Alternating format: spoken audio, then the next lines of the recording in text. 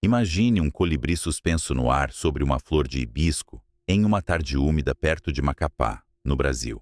As asas batem 80 vezes por segundo. Uma maravilha da bioengenharia que cria a ilusão de imobilidade absoluta. Para o observador humano sentado na varanda, o mundo é estático, firme e seguro. O café na xícara não treme. As árvores não se inclinam. O horizonte é uma linha fixa, desenhada por uma mão divina e inabalável. No entanto, essa tranquilidade é a maior mentira que os nossos sentidos já nos contaram. Na realidade, tanto o pássaro quanto o observador, a flor e a varanda estão se movendo a uma velocidade alucinante.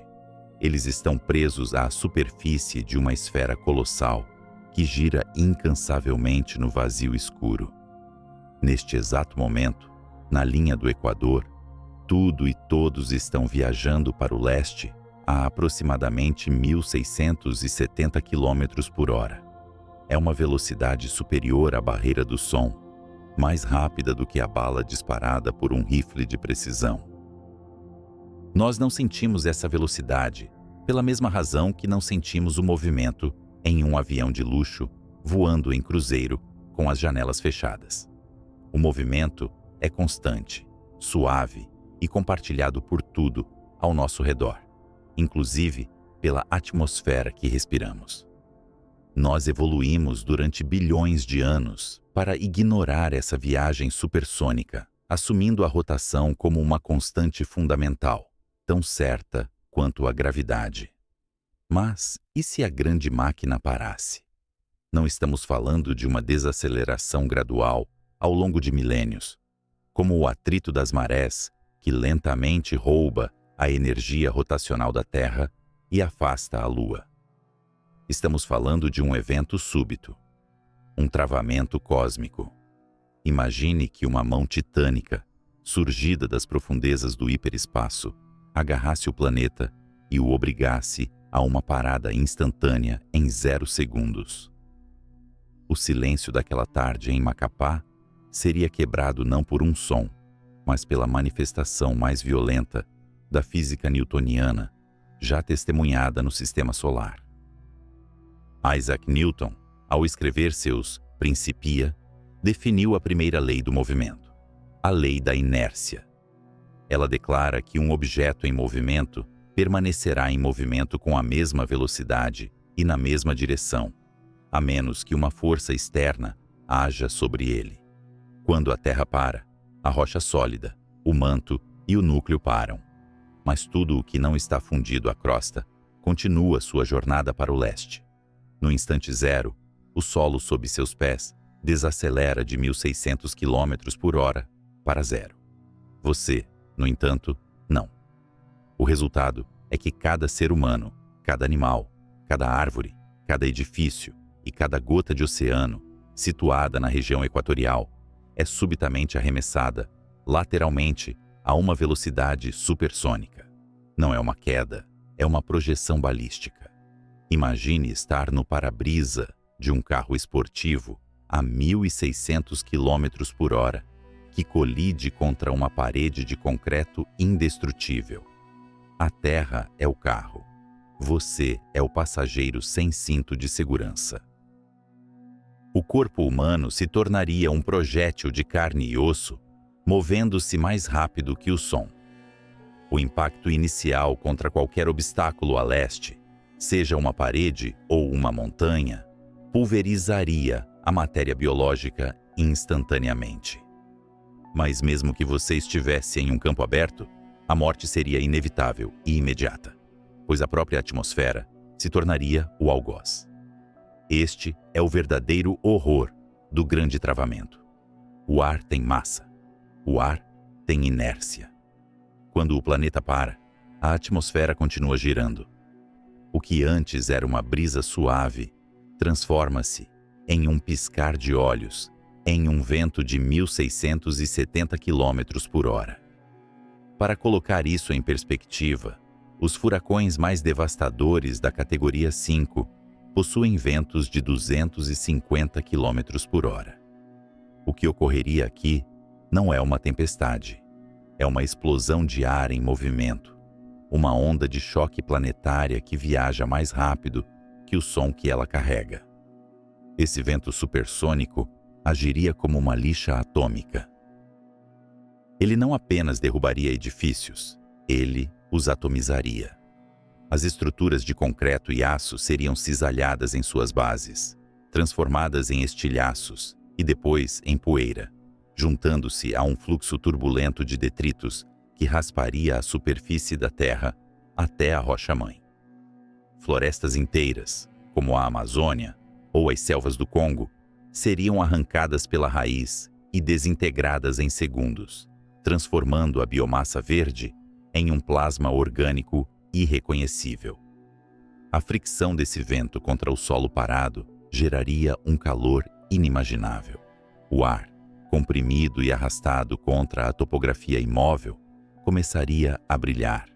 A energia cinética da atmosfera, subitamente convertida em calor turbulento, poderia elevar a temperatura do ar a centenas de graus, incinerando instantaneamente qualquer coisa que milagrosamente tivesse sobrevivido ao impacto inicial da inércia. Aqueles que estivessem longe do Equador poderiam ter uma chance marginalmente melhor, mas apenas por uma questão de graus de sofrimento. A velocidade de rotação da Terra diminui à medida que nos movemos em direção aos polos. Em Londres ou Paris, a velocidade de projeção seria de cerca de 1000 km por hora. Ainda fatal, ainda supersônica, ainda capaz de varrer a civilização do mapa, como quem limpa migalhas de uma mesa.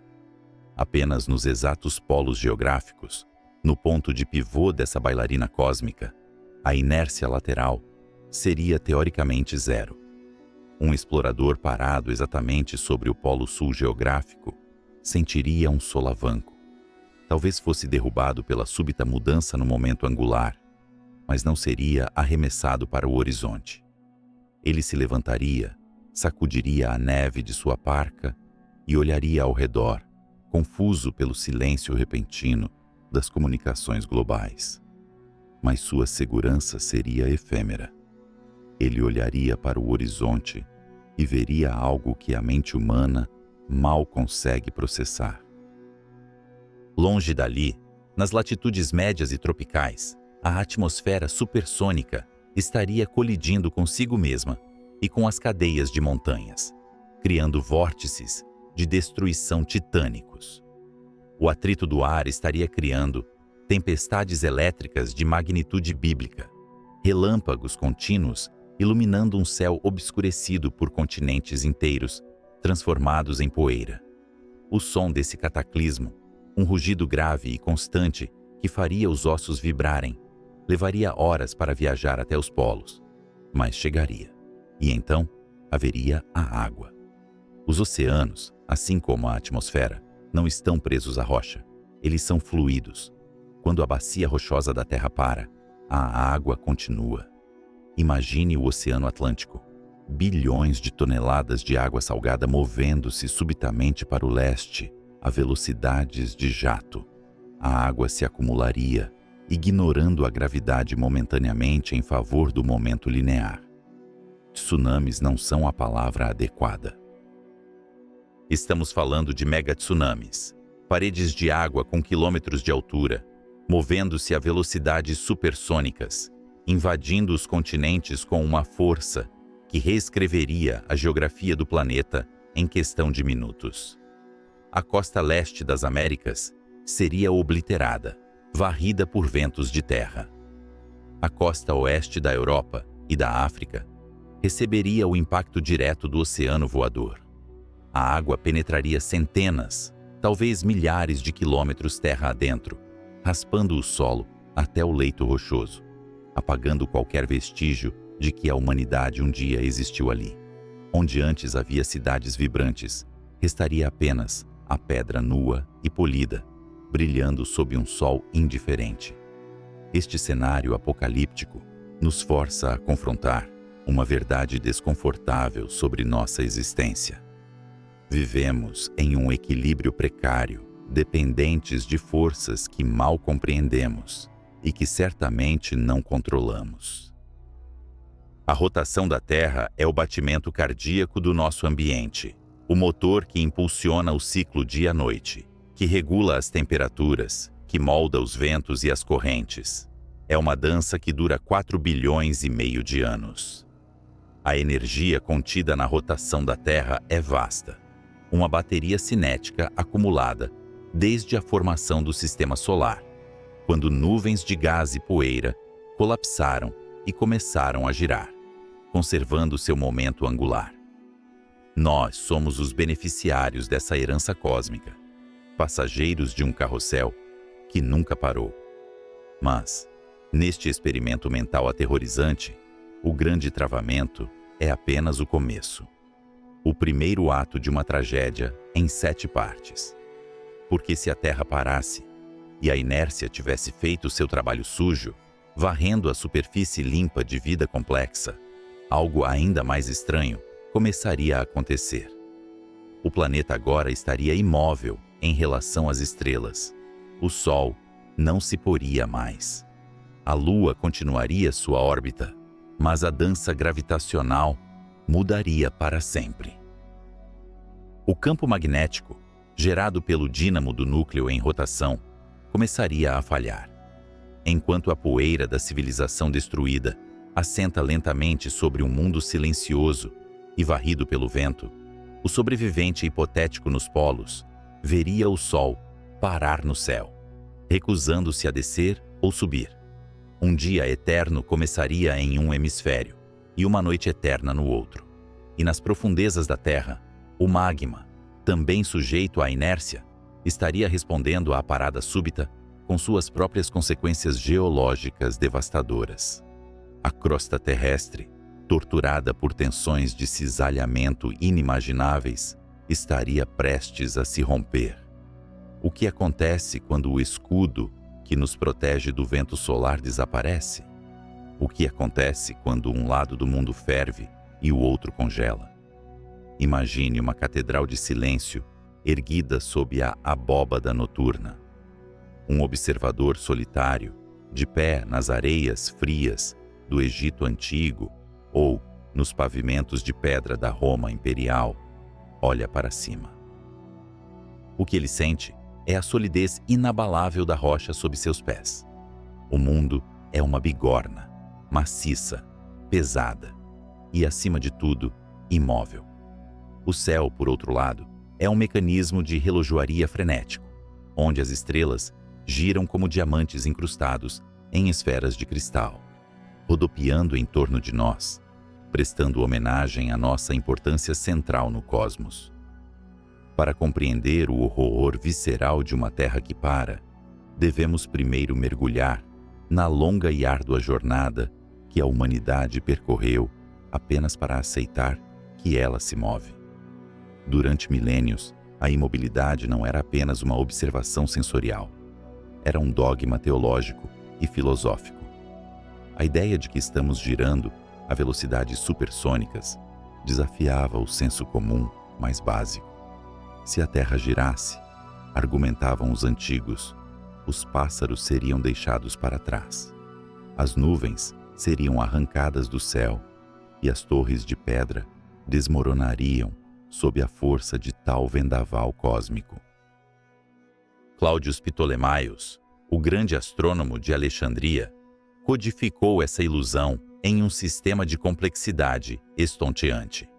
Para manter a Terra fixa no centro do universo, ele foi forçado a inventar epiciclos sobre epiciclos, rodas dentro de rodas matemáticas, para explicar por que os planetas errantes às vezes pareciam recuar no céu noturno. Era um modelo de uma beleza frágil e barroca, uma gaiola dourada construída para proteger o ego humano da vastidão fria da realidade. Acreditávamos que éramos o palco imóvel, onde o drama do universo se desenrolava, e não apenas mais um ator dançando na escuridão.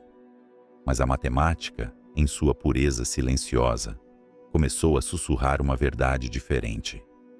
Séculos se passaram sob a cúpula de Ptolomeu. até que um cônego polonês, trabalhando na solidão de uma torre em Frombork, ousou desmantelar a máquina. Nicolau Copérnico não empunhava uma espada, mas sim geometria. Ele percebeu que a monstruosa complexidade dos epiciclos desaparecia se, e apenas se, tivéssemos a coragem de remover a Terra do centro e colocá-la em movimento. Foi um ato de humildade intelectual que beirava a traição cósmica.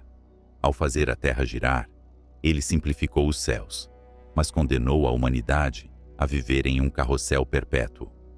No entanto, a tinta de Copérnico era apenas uma sugestão teórica, até que Galileu Galilei apontasse seu tubo óptico para a escuridão. O que ele viu destruiu a perfeição das esferas antigas. Vênus tinha fases como a Lua. Júpiter tinha seus próprios súditos, luas que dançavam ao seu redor, indiferentes à Terra. O universo não girava exclusivamente para nós. A batalha que se seguiu não foi apenas sobre astronomia, mas sobre a própria natureza da realidade e da percepção. Galileu nos pediu para negar nossos próprios sentidos. Ele nos convidou a entrar no porão de um grande navio navegando em um mar calmo. Lá embaixo, com as escotilhas fechadas, ele argumentou que não poderíamos distinguir se o navio estava parado ou se movendo com velocidade constante. As gotas de água cairiam retas na bacia. As borboletas voariam com igual facilidade em todas as direções. Esta foi a gênese da relatividade, a compreensão de que o movimento é um estado compartilhado. Nós não sentimos a rotação porque somos parte dela, fundidos com a atmosfera, os oceanos e o solo por uma gravidade que nos une a este grande veículo planetário. A heresia de Galileu foi revelar que a tranquilidade que sentimos é uma ilusão, mascarando uma velocidade vertiginosa de 1.600 km por hora no Equador. Ainda assim, mesmo com a aceitação do modelo heliocêntrico, faltava algo. Durante séculos, a rotação da Terra foi deduzida observando o céu. Olhávamos para fora para entender o que acontecia aqui dentro. Faltava uma prova interna, um experimento que pudesse ser realizado em uma sala fechada, sem janelas para as estrelas, que demonstrasse inequivocamente que o chão estava se movendo. Foi preciso esperar até uma manhã fria de inverno em 1851, em Paris, para que essa prova se manifestasse com uma elegância assombrosa. Léon Foucault, um físico que compreendia a poesia da mecânica, suspendeu um peso de latão de 28 quilos na cúpula altíssima do Panteão. O fio de aço, com 67 metros de comprimento, era tão fino que quase desaparecia na penumbra da abóbada. Abaixo dele, um círculo de areia úmida aguardava o toque de uma ponta metálica presa à base do pêndulo. Uma multidão se reuniu, composta por cientistas céticos e parisienses curiosos. Havia uma tensão no ar, a mesma tensão que precede um veredicto. Foucault não estava apenas balançando um peso, ele estava interrogando a própria estrutura do espaço. Quando o pêndulo foi libertado, ele começou a oscilar em um arco longo e hipnótico. De acordo com as leis de Newton, um pêndulo livre de forças externas deve manter seu plano de oscilação fixo no espaço absoluto. É como se o pêndulo estivesse ancorado nas estrelas distantes, imune às trivialidades do que acontece no chão. No início, parecia apenas um balanço monótono, de vai e vem. Mas, à medida que os minutos se transformavam em horas, algo extraordinário aconteceu. A marca deixada pela ponta na areia começou a se deslocar. A cada oscilação, o pêndulo parecia girar ligeiramente no sentido horário. Mas o pêndulo não estava girando. O plano de oscilação permanecia leal à sua orientação original no tecido do universo. Era o chão do Panteão, era Paris, era a França inteira que estava girando sob ele. A multidão assistiu, hipnotizada, enquanto a terra se revelava. Não era necessário olhar para o sol ou para as constelações. A rotação estava ali, escrita na areia, visível a olho nu. O planeta estava torcendo-se sob seus pés. Foucault havia trazido o céu para a Terra, transformando o Panteão em um observatório onde o objeto de estudo não eram as estrelas, mas a própria plataforma em que estavam. Aquele pêndulo oscilante era um lembrete silencioso e implacável da energia cinética colossal que habita nosso mundo. Cada traço na areia era uma assinatura da inércia planetária, a mesma inércia que mantém nossos oceanos contidos e nossa atmosfera respirável. Aquele movimento lento e majestoso do fio de aço representava a estabilidade da nossa existência. Imagine agora a violência necessária para atrair essa elegância. Pense na energia acumulada em bilhões de anos de giro, a herança angular deixada pela nuvem de poeira primordial que formou o sistema solar. O experimento de Foucault nos mostrou a graça desse movimento contínuo. Ele nos mostrou que a rotação não é um caos, mas uma ordem. É o batimento cardíaco dinâmico do planeta.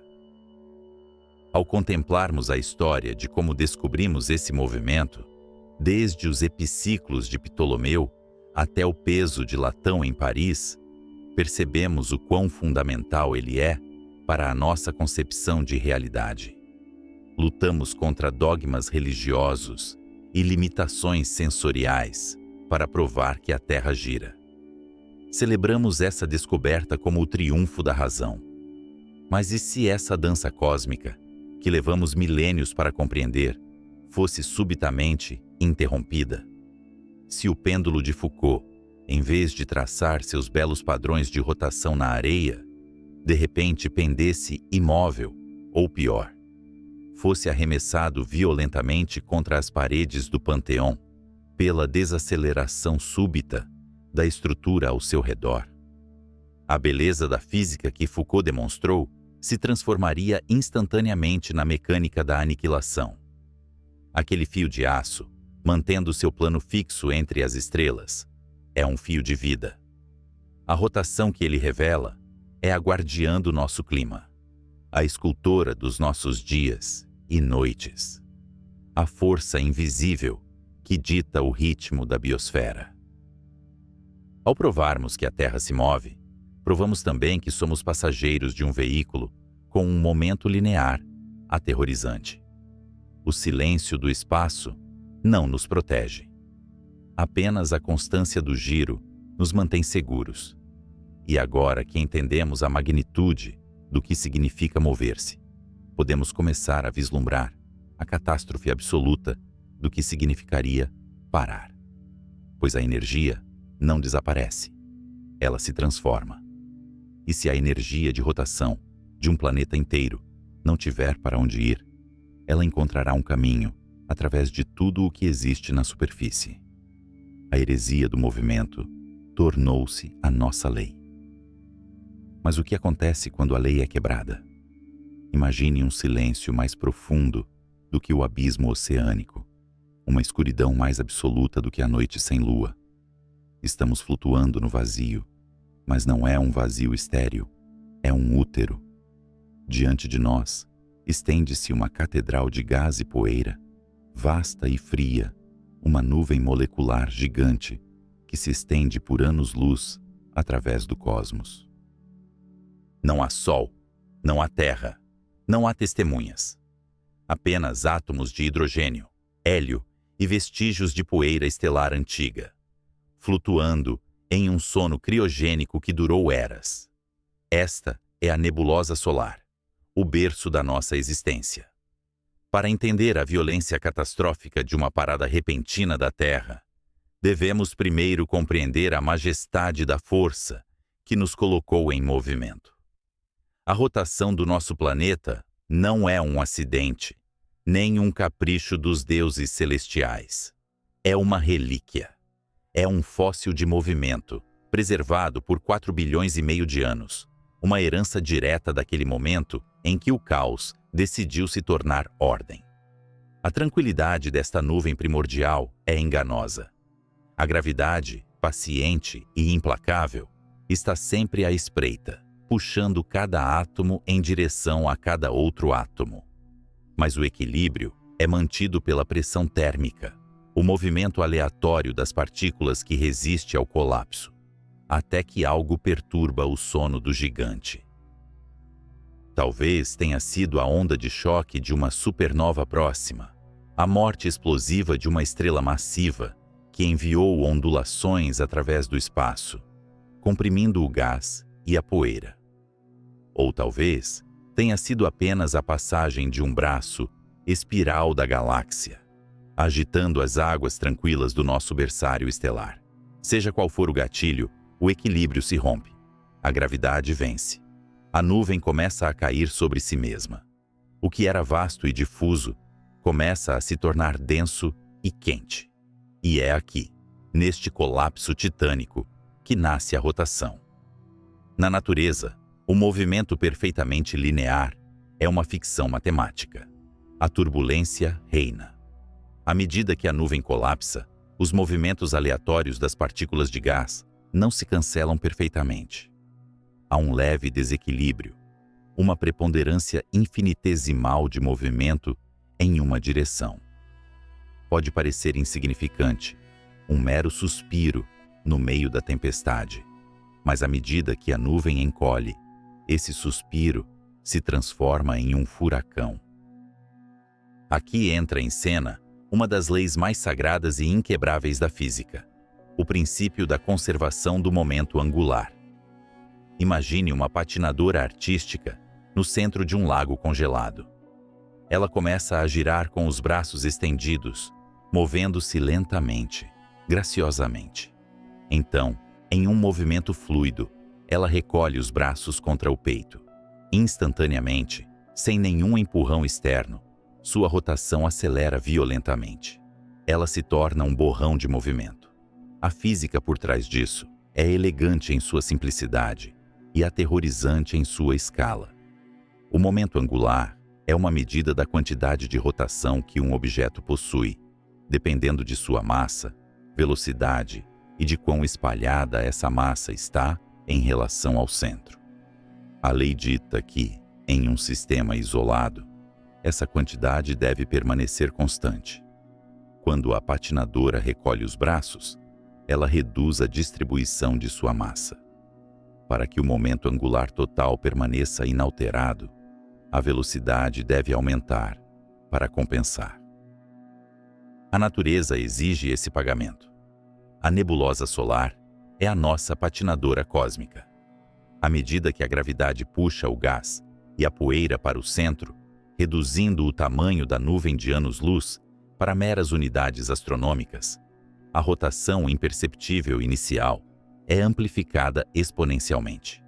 O que era uma deriva lenta torna-se um vórtice furioso. A força centrífuga gerada por essa rotação começa a lutar contra a gravidade no equador da nuvem, achatando a esfera de gás em um disco protoplanetário. É como a massa de uma pizza sendo girada no ar por um chefe, esticando-se em um disco plano e giratório. No centro desse disco, a pressão e a temperatura sobem a níveis inimagináveis, acendendo a fornalha nuclear que se tornará o nosso Sol. Mas ao redor dele, no disco rodopiante de detritos, a dança continua. A poeira começa a se aglomerar. Grãos microscópicos colidem e se fundem, mantidos juntos por forças eletrostáticas e, eventualmente, pela própria gravidade. Eles formam seixos, depois rochas, depois montanhas voadoras. Estes são os planetesimais, os blocos de construção dos planetas. E eles não estão parados. Eles orbitam o recém-nascido Sol, e eles próprios giram. Cada colisão é uma transferência de energia e movimento.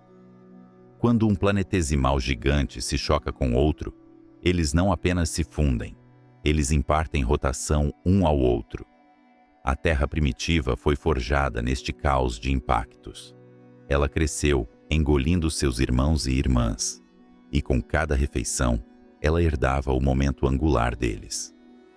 Imagine a Terra recém-nascida não como o mármore azul e verde que conhecemos, mas como uma bola de fogo rodopiante, girando tão rápido que um dia durava apenas 6 horas. A superfície era um oceano de magma, chicoteado por ventos supersônicos em uma atmosfera de rocha vaporizada. A forma do planeta era visivelmente oblata, inchada no Equador pela violência de sua própria rotação. Toda essa energia cinética, toda essa fúria rotacional, é o que chamamos de inércia de rotação. É uma conta de energia que foi depositada há 4 bilhões e meio de anos e que temos gastado muito lentamente desde então. A Lua, formada a partir de um desses impactos cataclísmicos, tem agido como um freio gravitacional, roubando lentamente o momento angular da Terra e alongando nossos dias de 6 para 24 horas, através da fricção das marés. Mas a reserva de energia permanece colossal. A rotação da Terra não é apenas um movimento, é uma estrutura. É a razão pela qual o planeta tem a forma que tem. É a força invisível que guia os ventos alísios e curva as correntes oceânicas. É a memória dinâmica daquela nuvem de gás original, codificada na rocha e na água. Quando falamos sobre a Terra parar, não estamos falando apenas sobre o fim de um movimento. Estamos falando sobre a dissipação instantânea de uma energia que foi acumulada durante o nascimento do Sistema Solar. Estamos propondo desfazer o trabalho da gravidade e do tempo em um único segundo horrível. A energia não pode ser criada, nem destruída, apenas transformada. Se a patinadora no gelo fosse subitamente parada por uma parede invisível, toda a sua energia cinética de rotação teria que ir para algum lugar. Seus ossos se quebrariam, o gelo se estilhaçaria, o calor seria gerado pelo impacto. Agora, aplique isso a um planeta de 6 sextilhões de toneladas. Aquele momento angular, aquela herança da nebulosa primordial, precisa ser convertida. Se a rotação cessar, a energia cinética se transforma em calor, em deformação, em destruição. A crosta terrestre, que flutua sobre o manto como uma fina camada de gelo sobre um lago escuro, não foi projetada para suportar tal desaceleração. A própria rocha se comportaria como um fluido sob tal estresse. Portanto, giramos. Giramos porque nascemos de uma nuvem que colapsou. Giramos porque a conservação do momento angular é a lei que rege a arquitetura do universo. Somos prisioneiros de uma dança que começou antes de haver olhos para vê-la. Cada nascer do sol, cada pôr do sol, é uma repetição daquela pirueta inicial da patinadora cósmica, um eco silencioso da formação da nossa estrela. Mas o que acontece quando a música para? O que acontece quando a lei da inércia é violada por uma força impossível? Se a rotação é a memória do nosso nascimento, a parada repentina é o trauma de um renascimento violento. O planeta não apenas pararia, ele gritaria. A atmosfera, os oceanos e as próprias placas tectônicas, todos viajando a velocidades supersônicas no Equador, de repente encontrariam um obstáculo imóvel, o chão sob eles. A distinção entre o ar e a terra, entre o mar e a montanha, deixaria de existir. Tudo o que não estivesse ancorado na rocha fundamental, e muito do que estava, seria lançado para o leste, em uma tempestade balística de proporções bíblicas. A atmosfera continuaria a girar, transformando-se em um vento global que se moveria mais rápido do que a velocidade do som. Uma onda de choque atmosférica capaz de nivelar qualquer estrutura humana em instantes. Nós olhamos para o chão e ele parece sólido, imóvel, mas é uma ilusão. Estamos em cima de um carrossel que nunca parou, viajando a 1.600 km por hora, sem sentir a brisa, protegidos apenas pela harmonia de que tudo se move junto. Quebre essa harmonia e você libera os fantasmas da nebulosa solar. A estabilidade do nosso mundo é, paradoxalmente, construída sobre este movimento perpétuo. É o giro que mantém o ciclo dia-noite temperado. É o giro que, através de mecanismos complexos no núcleo, ajuda a sustentar o escudo que nos protege do Sol. Mas, fundamentalmente, é o giro que conta a história de quem somos. Somos poeira de estrelas que aprendeu a dançar. E se a dança terminasse, não seria um silêncio que se seguiria. Seria o som de 4 bilhões de anos de história, sendo rasgados em um único instante. A energia trancada na rotação da Terra é equivalente a trilhões de arsenais nucleares detonando simultaneamente. Parar a Terra é liberar o fogo da criação de uma só vez. Enquanto contemplamos a catástrofe hipotética, devemos reverenciar a realidade física. A rotação não é apenas um detalhe, é a essência dinâmica da matéria no universo. Galáxias giram, estrelas giram, planetas giram. Até mesmo os elétrons possuem uma propriedade intrínseca, chamada spin. O universo abomina a estática.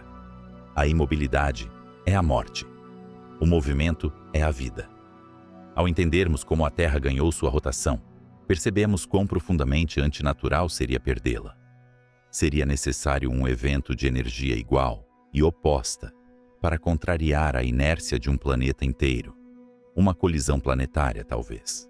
Ou a intervenção de uma força gravitacional tão vasta que escapa à nossa compreensão imediata. Mas vamos supor que o impossível aconteça. Vamos supor que a mão de um gigante cósmico desça e segure a Terra, forçando-a à submissão estática. O momento angular se foi. A patinadora caiu. O gelo quebrou. O que resta nos escombros desse mundo parado? Como a física reorganizaria a realidade em um planeta onde o Sol se recusa a se pôr e a noite se recusa a terminar? A resposta não está apenas na destruição imediata, mas na longa e agonizante transformação que se seguiria. Pois quando a rotação para, a forma da Terra, moldada por eras de força centrífuga, torna-se subitamente errada. O oceano, que foi puxado para o Equador pela rotação, sentiria subitamente o chamado desimpedido da gravidade polar. As águas começariam a migrar. Esta não seria uma onda comum, nem mesmo um tsunami. Seria a redistribuição global de todos os oceanos do mundo. 2 oceanos polares massivos começariam a se formar, deixando para trás um megacontinente equatorial, uma terra de ninguém emergindo das profundezas, unindo todos os continentes existentes em um anel de terra seca e sufocante ao redor da cintura do mundo. A Terra parada seria um planeta alienígena, irreconhecível para aqueles que evoluíram sob o ciclo rítmico do dia e da noite. Mas antes de examinarmos as consequências a longo prazo dessa nova geografia, devemos enfrentar o horror imediato da desaceleração. A energia cinética tem que ir para algum lugar, e o primeiro lugar para onde ela vai é para a atmosfera. O ar não sabe que a Terra parou.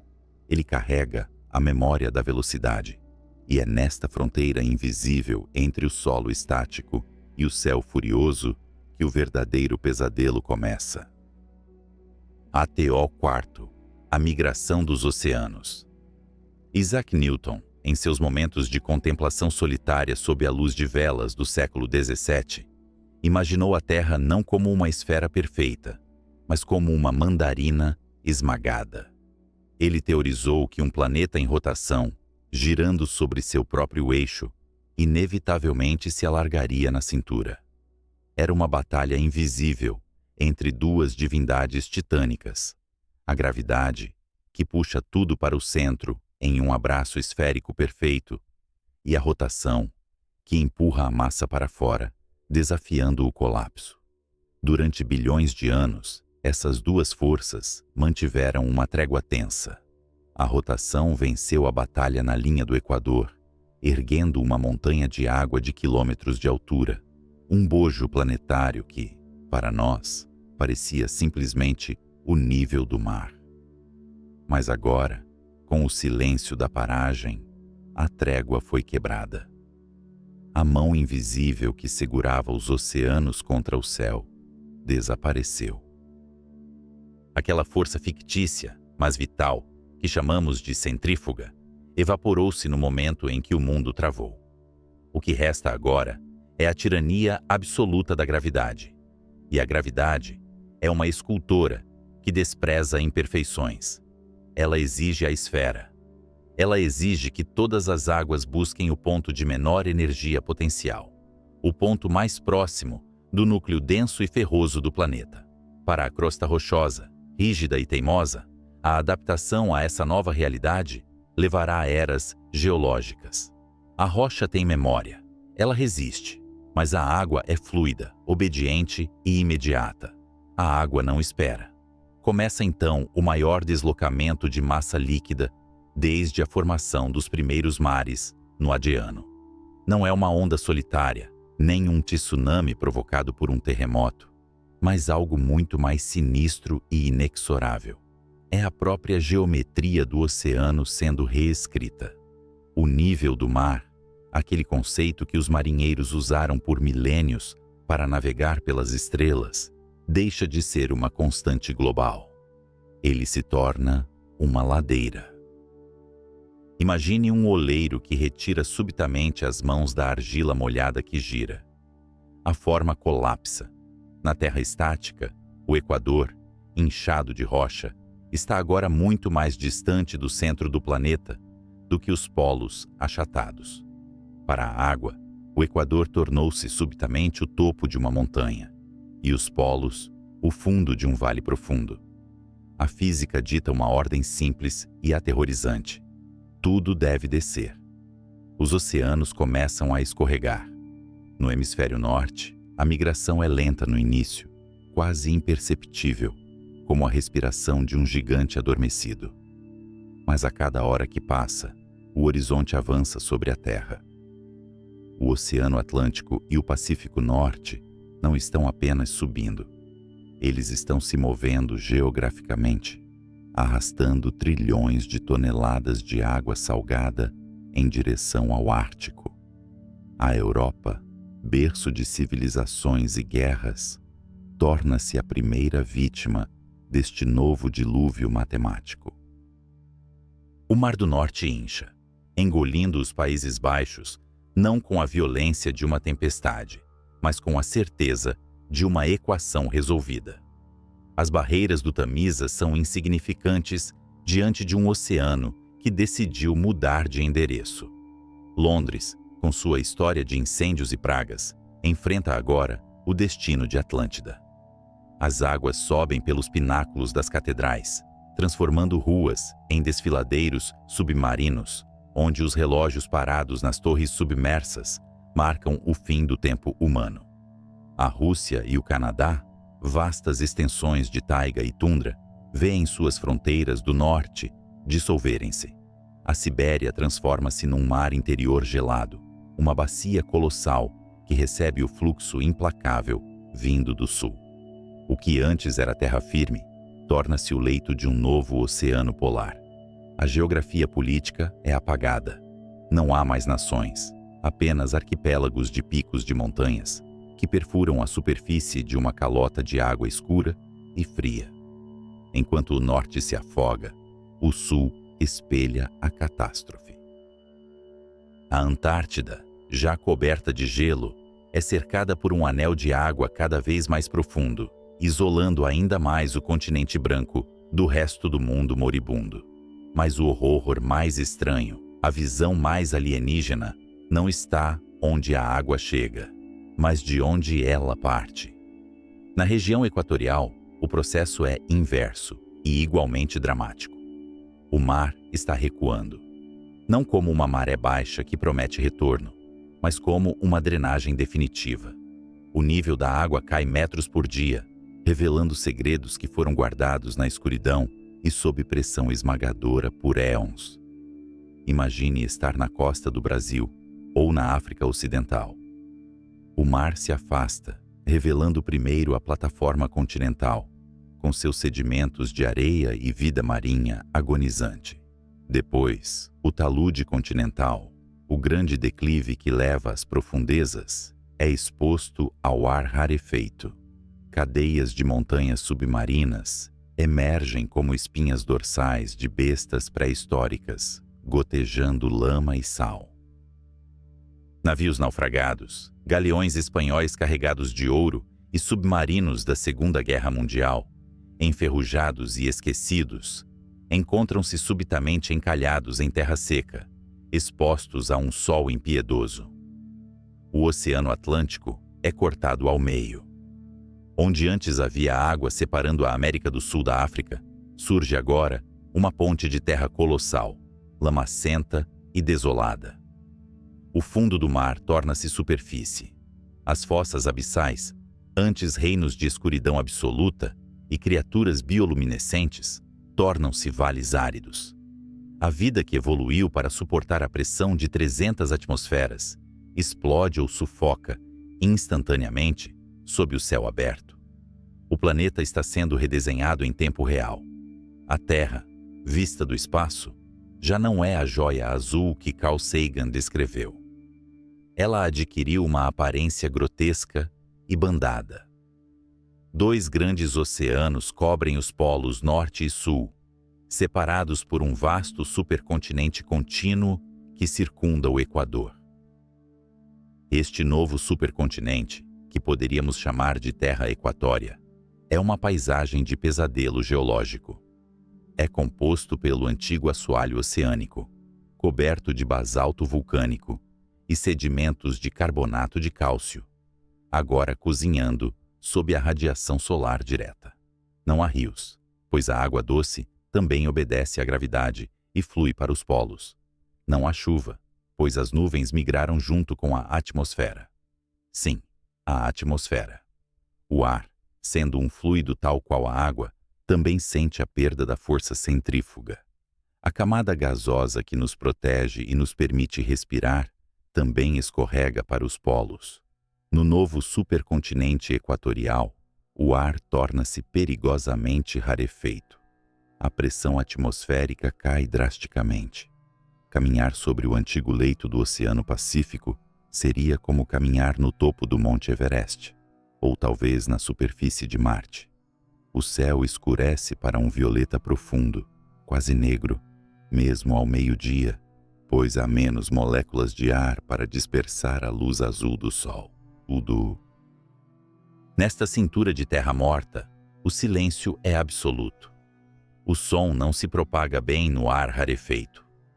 As carcaças de baleias e lulas gigantes apodrecem lentamente, preservadas pela secura extrema e pelo frio que chega com a noite eterna, de um lado do planeta, ou pelo calor calcinante do dia eterno do outro. A redistribuição da massa de água altera o próprio equilíbrio rotacional da Terra, ou o que restou dele se considerarmos apenas a forma. O momento de inércia do planeta muda. Se a Terra ainda tivesse algum vestígio de movimento, essa mudança na distribuição de peso faria o planeta oscilar loucamente, como um peão desequilibrado prestes a cair. Mas na imobilidade, isso apenas adiciona tensão à crosta. O peso de trilhões de toneladas de água pressionando os polos começa a deformar a litosfera. A crosta, sob os novos oceanos polares, afunda, enquanto a crosta equatorial, livre do peso da água, começa a erguer-se num processo de rebote isostático lento e violento, provocando terremotos que não tem ninguém para testemunhar. A humanidade, ou o que restou dela, após os ventos supersônicos iniciais, encontra-se dividida. Os sobreviventes nas latitudes médias enfrentam um dilema cruel. Ir para o norte ou para o sul significa enfrentar as águas ascendentes, o frio e a escuridão dos novos oceanos polares. Ir para o Equador significa enfrentar o vácuo, a radiação e a desolação de um deserto de sal e basalto. Somos forçados a habitar as margens estreitas entre o dilúvio e o vácuo, uma faixa precária de terra habitável, onde a atmosfera ainda é respirável e a água ainda não engoliu o solo. A ironia final desta transformação é histórica.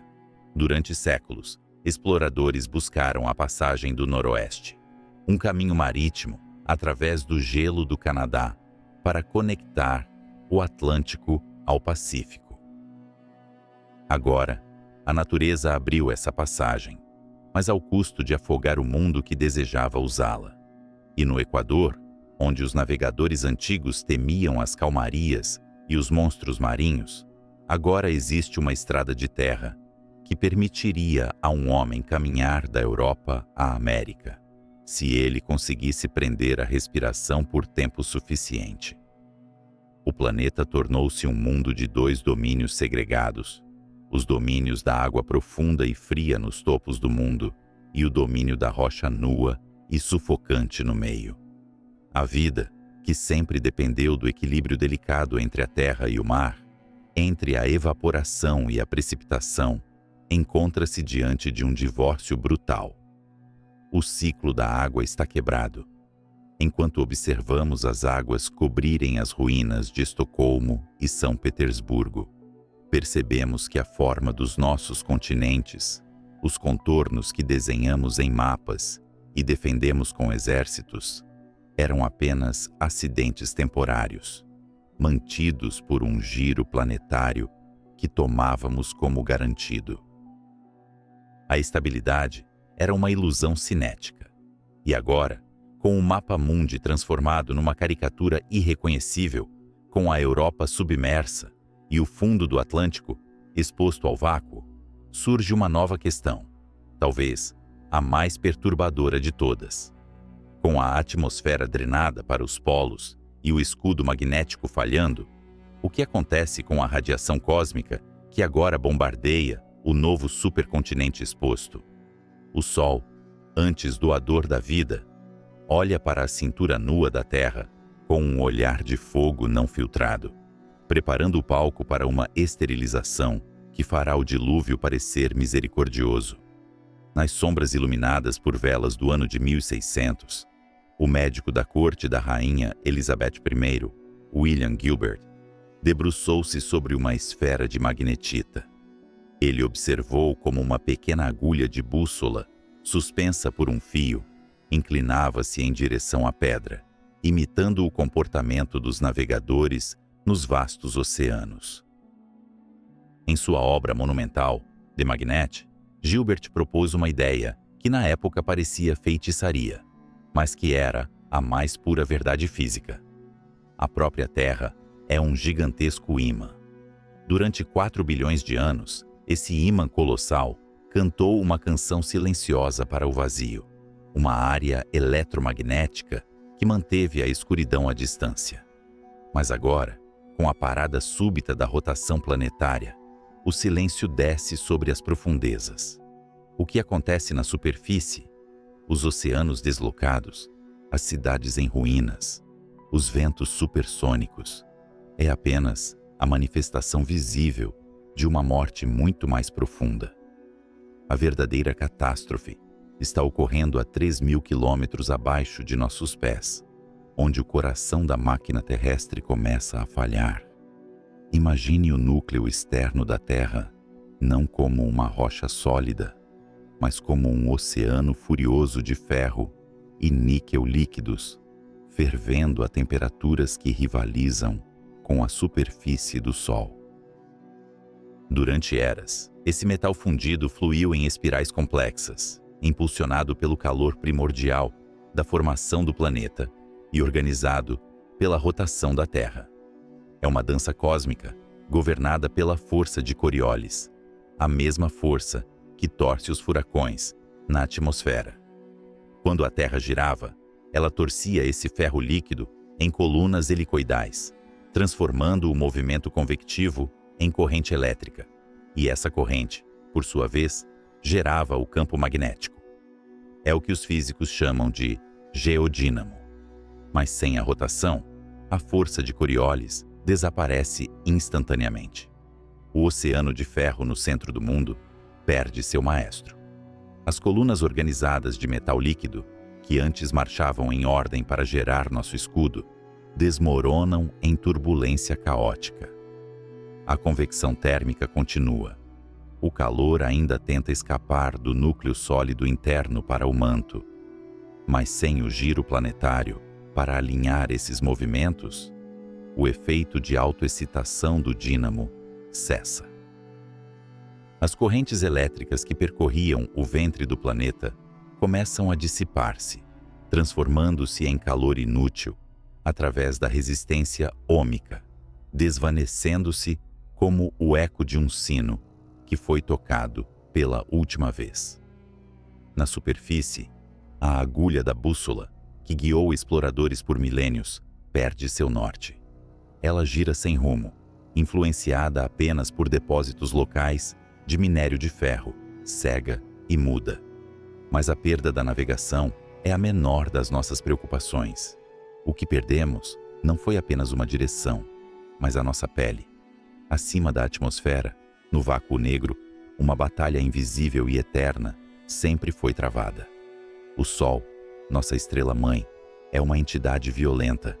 Ele não nos envia apenas luz e calor, mas expele constantemente um fluxo de partículas carregadas, prótons e elétrons viajando a velocidades supersônicas. Este é o vento solar. Durante toda a história da vida biológica, a magnetosfera da Terra interceptou esse fluxo mortal muito acima de nossas cabeças.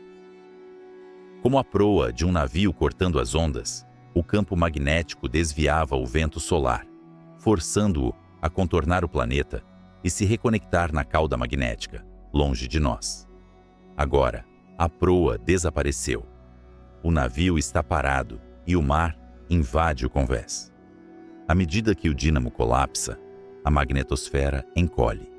O escudo invisível, que se estendia por dezenas de milhares de quilômetros no espaço, recua até tocar o topo da atmosfera e, finalmente, evapora. O céu, antes um palco sereno para a passagem das nuvens, torna-se uma zona de guerra radiológica. As primeiras vítimas são os satélites que restaram em órbita. Sem a proteção magnética, seus circuitos eletrônicos são fritos por partículas de alta energia. A infraestrutura de comunicação remanescente silencia-se definitivamente. Mas o bombardeio não para no espaço. Ele desce. O vento solar começa a interagir diretamente com a ionosfera e a alta atmosfera. É um processo de erosão em escala planetária, uma lixa cósmica esfregando contra o ar que respiramos. Quando partículas solares de alta velocidade colidem com moléculas de oxigênio e nitrogênio, elas transferem energia cinética bruta. É como um jogo de bilhar atômico, onde as bolas são lançadas para o esquecimento. As moléculas atmosféricas ganham velocidade suficiente para escapar da gravidade da Terra, perdendo-se para sempre no espaço profundo. Este fenômeno, conhecido como pulverização catódica ou sputtering atmosférico, começa a descascar a Terra camada por camada. A camada de ozônio, nosso filtro solar natural contra a radiação ultravioleta, é a primeira linha de defesa a ser aniquilada. As reações químicas complexas que mantinham o ozônio estável são interrompidas pelo influxo de radiação ionizante. A molécula O3 é quebrada. O escudo químico falha logo após o escudo magnético. Sem o ozônio, a superfície da Terra é banhada por luz ultravioleta, em comprimentos de onda, que a biologia terrestre nunca teve que suportar. O DNA, a molécula helicoidal que codifica a vida, é extremamente sensível a essa radiação. Para qualquer organismo que tenha sobrevivido aos tsunamis e aos ventos globais dos capítulos anteriores, sair à luz do dia torna-se uma sentença de morte. A radiação UVC e UVB quebra as ligações químicas nas células da pele e das plantas, causando queimaduras imediatas e destruição genética irreversível. A fotossíntese, a base de toda a cadeia alimentar, torna-se impossível na superfície. As folhas queimam, o fitoplâncton ferve em radiação e a base da vida colapsa. Mas o horror não vem apenas do Sol. O universo profundo também está observando. Sem o campo magnético para defleti-los, os raios cósmicos galácticos, núcleos atômicos acelerados por explosões de supernovas distantes e buracos negros vorazes, chovem sobre a Terra sem impedimentos. Essas partículas possuem energias ordens de magnitude superiores às do vento solar. Elas penetram profundamente no solo e na água. Elas atravessam rochas. Elas iniciam cascatas de partículas secundárias, chuvas de muons e nêutrons que esterilizam até mesmo os abrigos subterrâneos rasos. A Terra começa a brilhar no espectro invisível. Auroras boreais, antes restritas aos polos onde as linhas de campo convergiam, agora poderiam aparecer em qualquer lugar, mas não como belas cortinas de luz dançante. Elas seriam borrões difusos e doentios de brilho atmosférico, marcando os locais onde a atmosfera está sendo arrancada violentamente. O céu azul, resultado da dispersão de Rayleigh, começa a mudar. À medida que a densidade atmosférica cai e a composição química é alterada pela ionização constante, o céu pode assumir tonalidades estranhas, acobreadas ou violetas, um hematoma celeste que nunca cura. Para entender o destino final deste processo, não precisamos olhar para simulações teóricas. Precisamos apenas olhar para o nosso vizinho no céu noturno, Marte. Há 4 bilhões de anos, Marte era um mundo azul. Tinha oceanos profundos, rios sinuosos e uma atmosfera espessa. Tinha, crucialmente, um campo magnético global gerado por um dínamo ativo em seu núcleo. Mas, por ser menor que a Terra, o núcleo de Marte esfriou mais rápido. O dínamo parou. A proteção magnética desapareceu.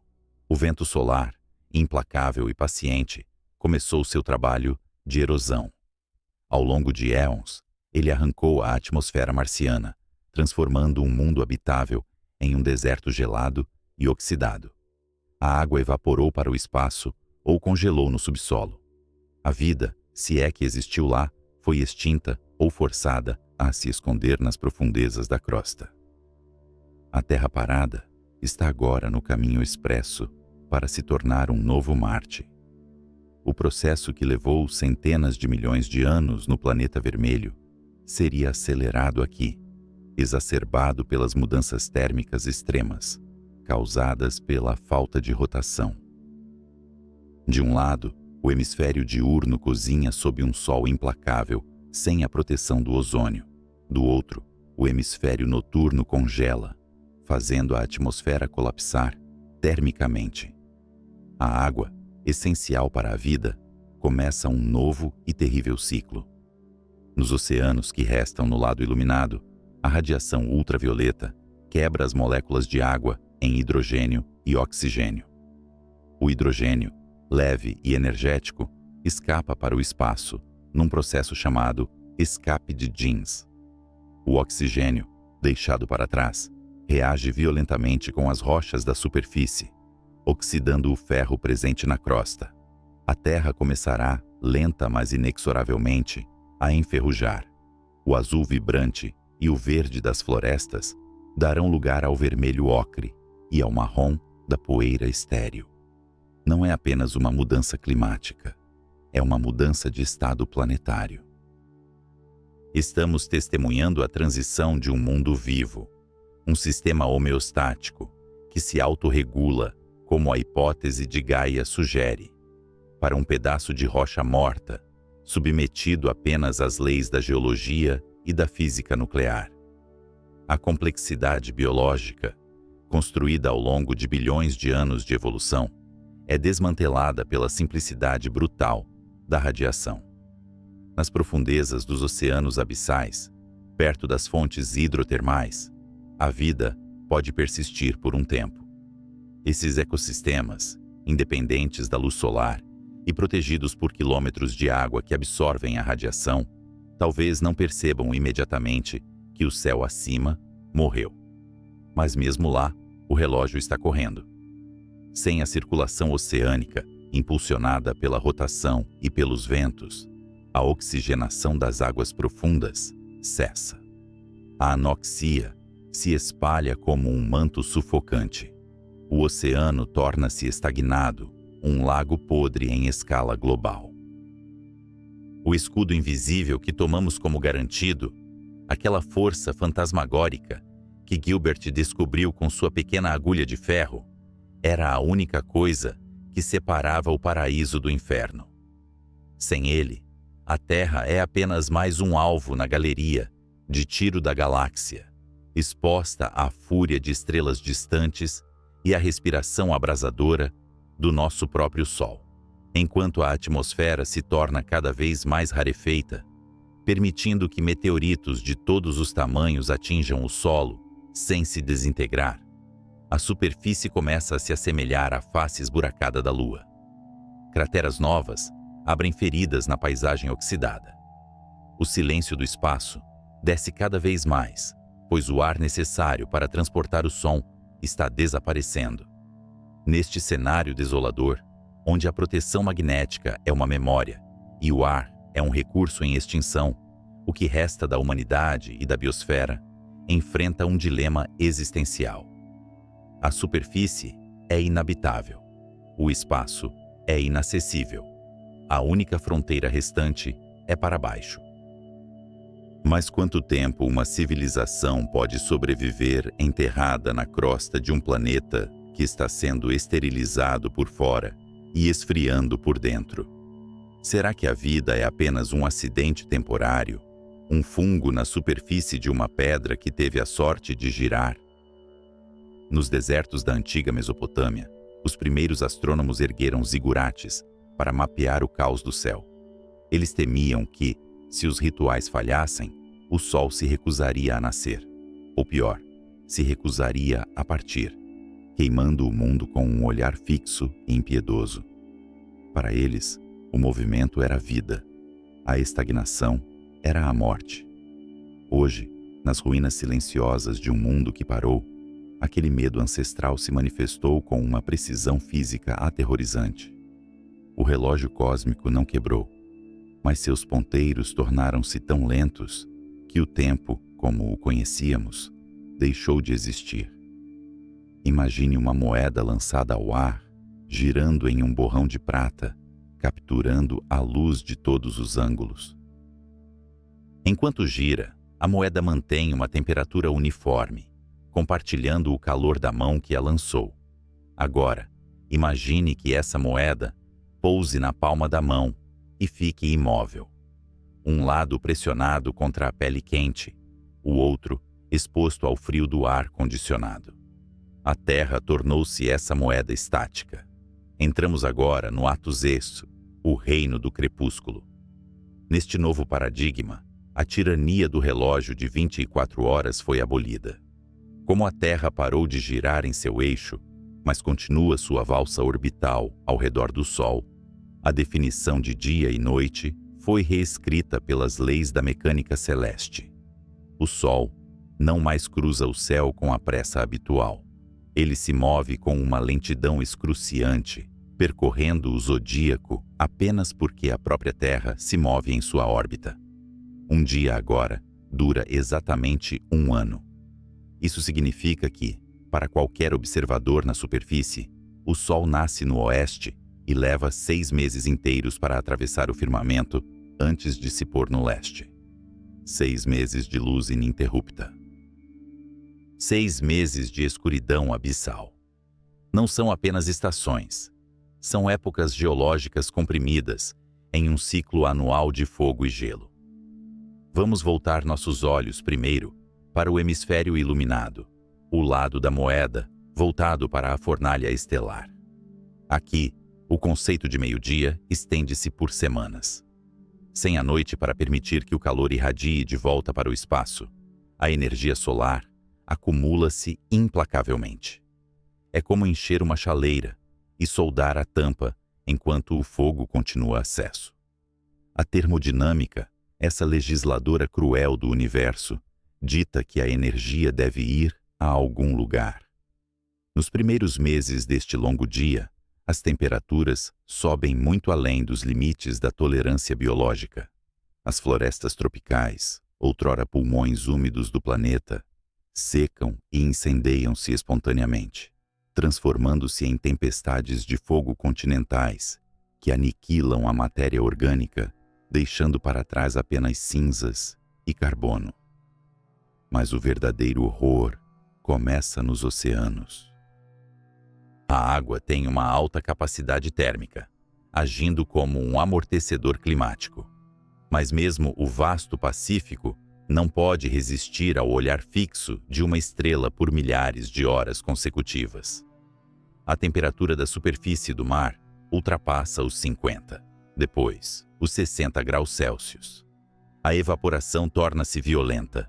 O oceano não está apenas aquecendo, ele está fervendo em câmera lenta. Isso cria uma atmosfera supersaturada de vapor de água. E como o vapor de água é um gás de efeito, estufa muito mais potente que o dióxido de carbono. Desencadeia-se um ciclo de feedback positivo. O planeta veste um casaco de lã num dia de verão. O calor entra, mas não consegue sair. O resultado meteorológico é o nascimento dos hiperfuracões. Em um mundo giratório, a força de Coriolis torce os ventos em espirais organizadas. Sem a rotação, a dinâmica dos fluidos muda. O ar quente sobe verticalmente no ponto subsolar, o local onde o Sol está a pino, criando uma coluna de baixa pressão tão profunda que parece um buraco no céu. O ar circundante corre para preencher esse vazio, não em espirais graciosas, mas em linhas retas e radiais de violência incalculável. Essas tempestades não se movem. Elas estacionam sobre os oceanos ferventes, crescendo até cobrirem hemisférios inteiros, alimentadas pela energia térmica infinita de um Sol que se recusa a dormir. São motores de calor do tamanho de continentes, bombeando vapor para a estratosfera, onde a radiação ultravioleta quebra as moléculas de água, permitindo que o hidrogênio escape para o espaço, sangrando lentamente os oceanos da Terra até a secura total. Mas a física exige equilíbrio. Enquanto um lado do mundo arde em um apocalipse de vapor, o outro lado mergulha no silêncio do zero absoluto. Viajemos para o antípoda, o lado noturno. Aqui, o Sol se pôs há 3 meses e não nascerá por mais 3. A escuridão é absoluta, quebrada apenas pela luz fraca das estrelas distantes e, talvez, pela luminescência fantasmagórica das auroras que ainda dançam, confusas, em um campo magnético moribundo. Sem a luz solar, a Terra irradia seu calor armazenado para o vácuo negro do espaço. O resfriamento é rápido e brutal. As temperaturas despencam para 50, 80, 100 graus abaixo de zero. Os oceanos deste lado não fervem, eles se solidificam. Uma crosta de gelo forma-se rapidamente na superfície, espessando-se metros por dia, até que os mares se tornem pistas de patinação globais, escondendo águas negras e líquidas apenas nas profundezas abissais, onde o calor geotérmico do núcleo ainda sussurra promessas de calor. Mas o frio traz consigo um fenômeno ainda mais estranho e aterrorizante, algo que raramente vemos fora dos laboratórios de criogenia ou das luas distantes de Saturno e Netuno. A atmosfera começa a falhar. O ar que respiramos é um gás, mantido nesse estado pela energia cinética de suas moléculas. Quando a temperatura cai o suficiente, essa energia se dissipa. A lei dos gases ideais nos diz que, à medida que a temperatura cai, a pressão também deve cair. No coração do lado noturno, o frio torna-se tão intenso que o dióxido de carbono não consegue mais permanecer gasoso. Ele sofre deposição, passando diretamente de gás para sólido. Começa a nevar, mas não é neve de água, é neve de gelo seco. Flocos cristalinos de CO2 caem do céu negro, cobrindo as ruínas das cidades congeladas com um manto branco imortal.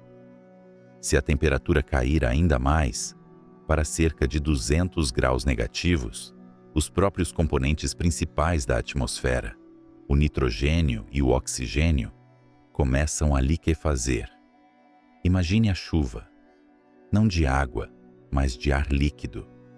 O céu literalmente cai sobre nossas cabeças. Oceanos de nitrogênio líquido acumulam-se nas depressões geográficas. Lagos de oxigênio azul pálido brilham sob a luz das estrelas, altamente combustíveis, esperando apenas uma faísca que nunca virá. Essa disparidade térmica entre o hemisfério fervente e o hemisfério criogênico cria a maior máquina de vento da história do sistema solar. A atmosfera no lado quente expande-se violentamente. A atmosfera no lado frio colapsa e condensa. Isso cria um gradiente de pressão global. O ar do lado quente é sugado com força titânica em direção ao vácuo criado no lado frio. Este é o grande vento atmosférico, uma corrente de jato ao nível do solo que corre do dia para a noite, cruzando a linha que divide a luz da sombra.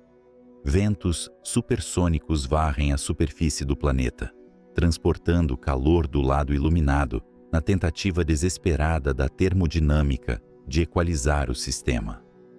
Mas a diferença é grande demais. Esses ventos não trazem alívio, eles trazem erosão. Montanhas são lixadas até se tornarem colinas. Arranha-céus que sobreviveram aos terremotos iniciais são agora derrubados como castelos de cartas pelo sopro contínuo de um furacão planetário. E no meio desse caos de fogo e gelo existe uma linha, uma fronteira tênue, o terminador, a zona do crepúsculo. É uma faixa estreita, um anel ao redor da Terra, onde o Sol está perpetuamente no horizonte, nem alto o suficiente para queimar, nem ausente o suficiente para congelar.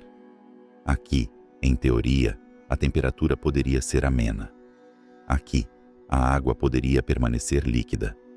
É para esta faixa precária que a vida remanescente deve migrar se quiser sobreviver. Imagine as grandes migrações da pré-história, mas em uma escala desesperada.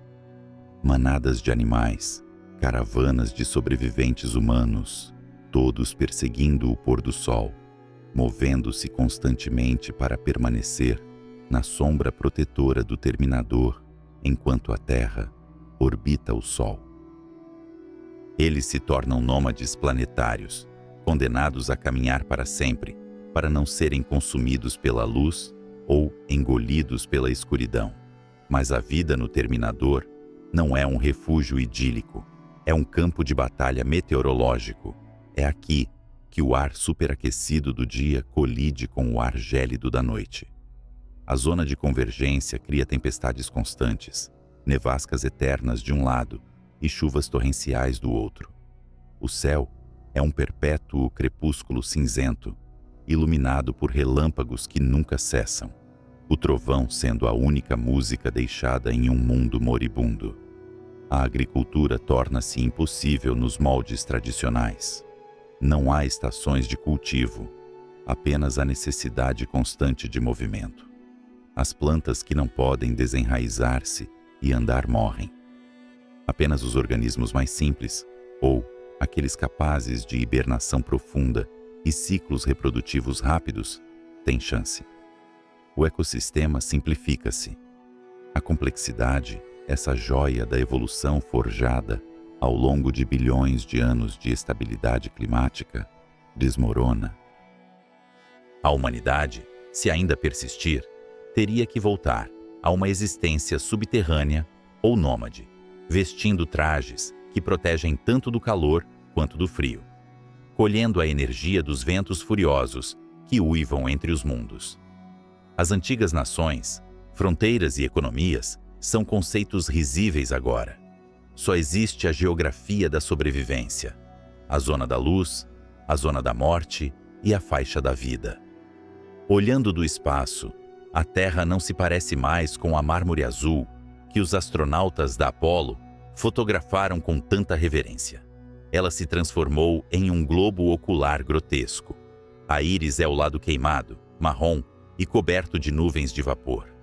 A esclera é o lado branco, congelado e coberto de neve de dióxido de carbono.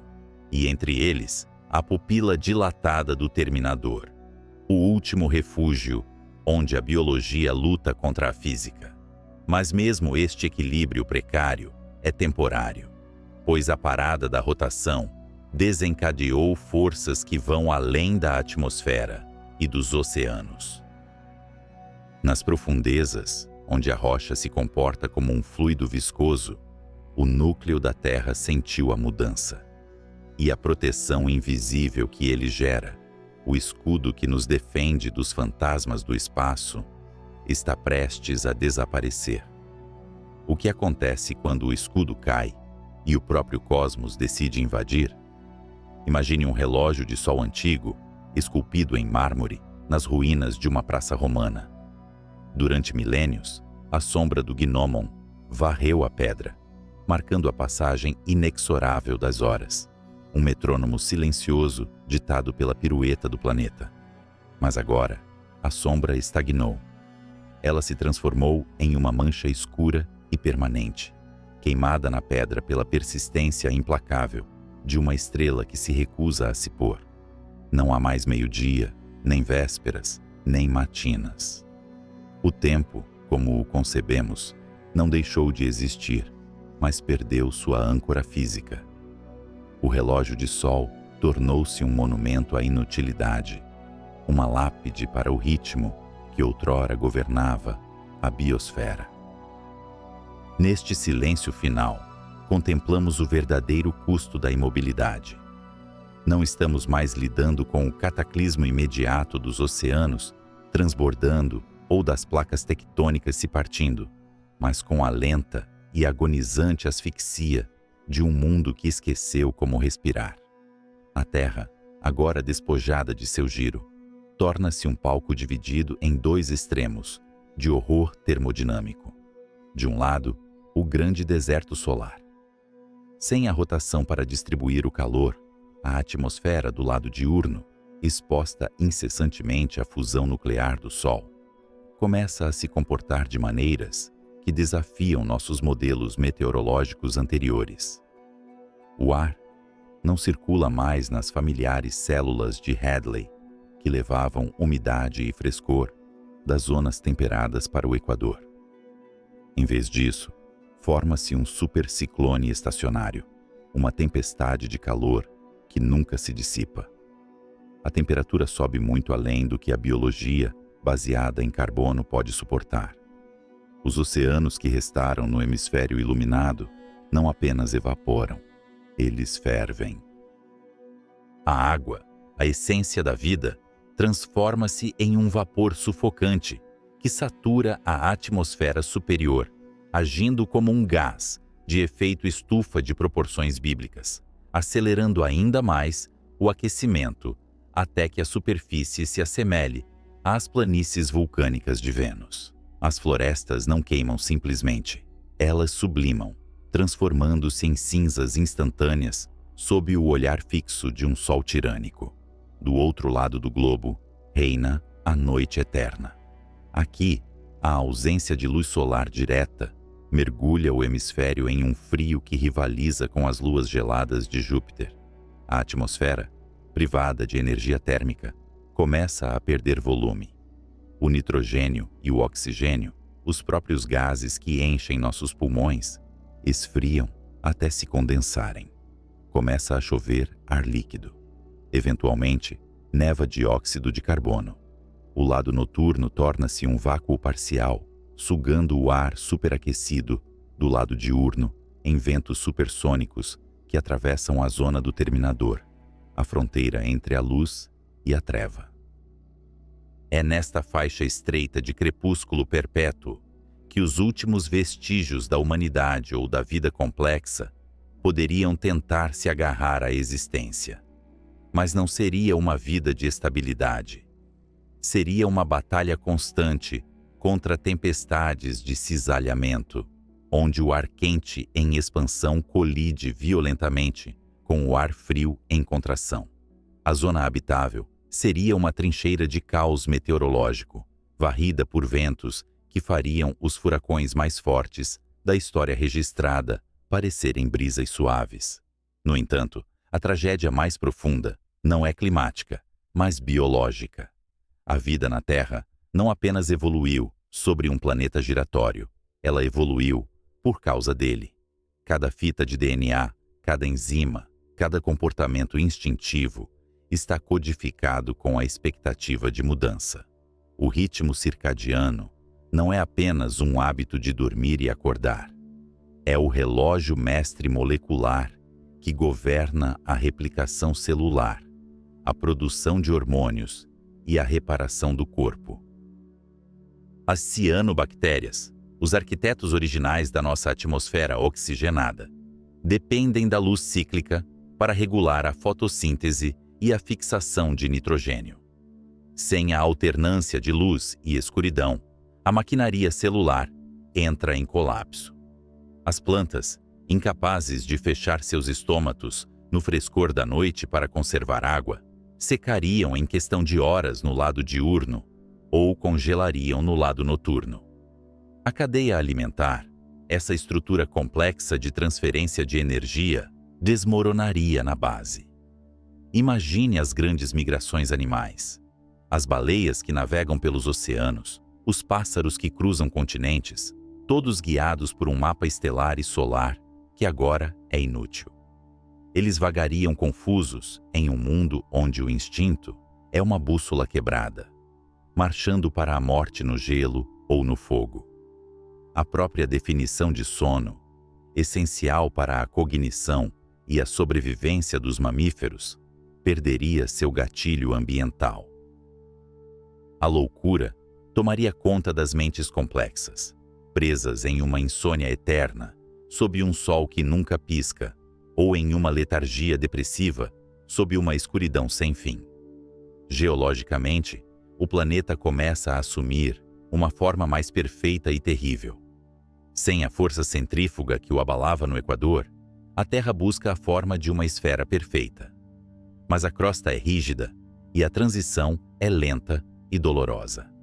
O que resta é um globo liso, onde os antigos continentes são irreconhecíveis, submersos ou expostos de maneiras novas, mas irrelevantes, pois não há ninguém para mapeá-los.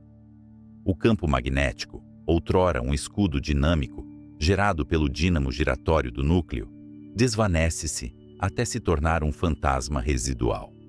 Sem ele, o vento solar começa a descascar a atmosfera, camada por camada, como um escultor cinzelando uma pedra, até que a Terra fique nua diante da radiação cósmica.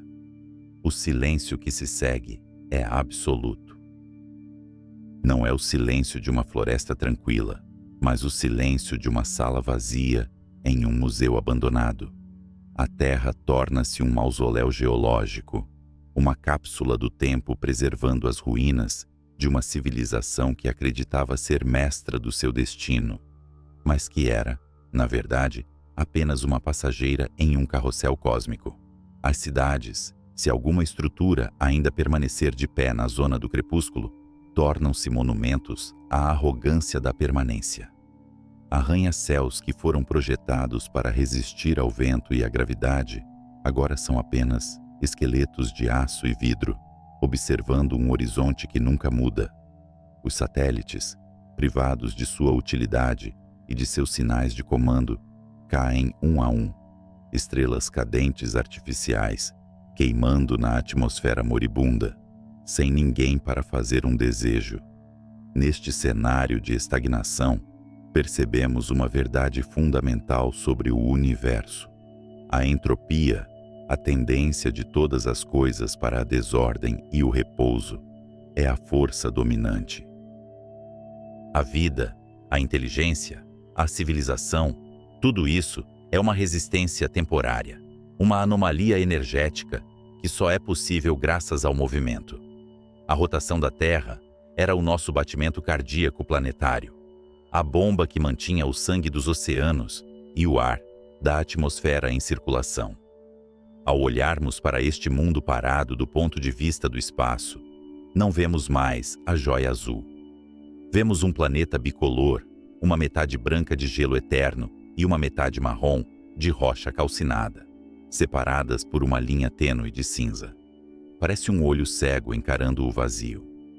A Terra juntou-se às fileiras dos mundos mortos, como Mercúrio ou a nossa própria Lua, corpos celestes que se renderam à gravidade e ao atrito, que perderam a dança e aceitaram a quietude. A história da Terra parada é um lembrete solene de que a estabilidade é uma ilusão. O universo é dinâmico, violento e implacável. Nossa existência depende de um equilíbrio precário de forças, de uma velocidade angular precisa que nos mantém aquecidos, protegidos e vivos. Somos filhos do movimento. E assim, enquanto a Terra flutua silenciosa em sua órbita, agora apenas mais uma rocha inerte, girando ao redor de uma estrela indiferente, resta-nos a questão final, aquela que ecoa não no ar rarefeito deste novo mundo, mas na consciência de qualquer observador distante que testemunhe o fim da nossa era. Se o movimento é a essência da vida e a quietude é a face da morte, será que a nossa busca incessante por controle e permanência não é, em si mesma, uma luta contra a própria natureza do cosmos?